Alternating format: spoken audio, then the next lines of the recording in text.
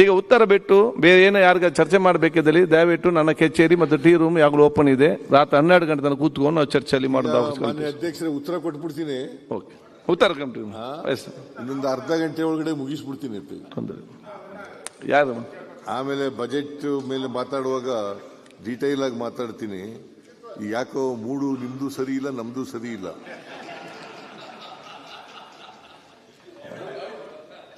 ನಾನು I don't believe in ಗಳಿಗೆ ಇವರೆಲ್ಲ ನಂಬೋದಿಲ್ಲ. ಇವ್ರು ಯಾರ ಹೇಳಿದ್ರಲ್ಲ, ಸುನೀಲ್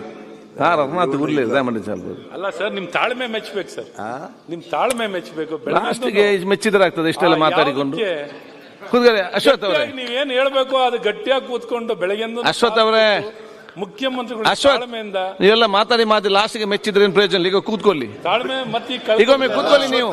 ನೀವೇನು ವಿರೋಧ ಪಕ್ಷದ ನಾಯಕರಾಗಲ್ಲ. ಅಶ್ವಥ್ ನಾರಾಯಣ್ ತರ ಜೋಶಿಂದ ಮಾತಾಡಕ್ಕಾಗಲ್ಲ ನಾನು.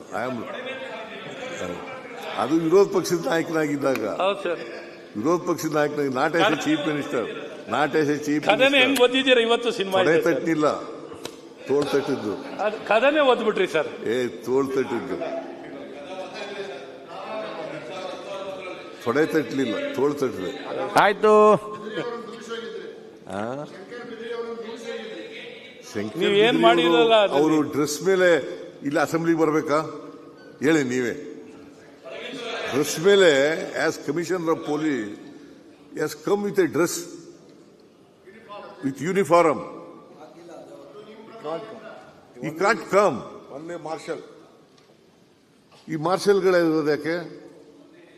ಅದಕ್ಕೆ ನೀನು ನೋಡಪ್ಪ ಕಮಿಷನರ್ ಆಗಿ ಈಗೆಲ್ಲ ಬರಬಾರ್ದು ನೀನು ಅಂತ ಹೇಳಿದೆ. ನಮ್ಮ ಬಾಗಿಲು ನಿಂತ್ಕೊಬಿಟ್ರು, ನಾನು ಒಳಗಡೆ ಬಿಡ್ದೇನೆ. ಆಗ ನೋಡಪ್ಪ, ಒಳಗಡೆ ಬಿಡದೆ ಇರೋಕ್ಕೆ ನೀನೇನು ಮಾರ್ಷಲ್ ಅಲ್ಲ, ನಡಿ ಆಚೆಗೆ ಅಂತ ತಳ್ಳಿದೆ. ಸೊ ಓಕೆ, ನಾನು ಅದು ಆ ಗಳಿಗೆ ಆ ಥರ ಇತ್ತು, ಸನ್ನಿವೇಶ ಹಂಗಿತ್ತು, ಅದು ಬೇರೆ ಅದಾಯಿತು. ನಾರ್ಮಲಿ ಅಶ್ವಥ್ ನಾರಾಯಣ ಹೇಳಾಗಿ ತಾಳ್ಮೆಯಿಂದಲೇ ಇರ್ತೀನಿ ನಾನು. ತಾಳ್ಮೆ ಬಹಳ ಮುಖ್ಯ ಅಶ್ವಥ್ ನಾರಾಯಣ, ನಿನಗೂ ಅಷ್ಟೇನೆ. ಮುಂದೆ ಬೆಳೆಯೋನು ರಾಜಕೀಯವಾಗಿ, ನೀನು ಸ್ವಲ್ಪ ತಾಳ್ಮೆ ಇರಲಿ. ಒಂದು ವಿರೋಧ ಪಕ್ಷದ ನಾಯಕ ಆಗ್ತೀರಿ ನೀವು.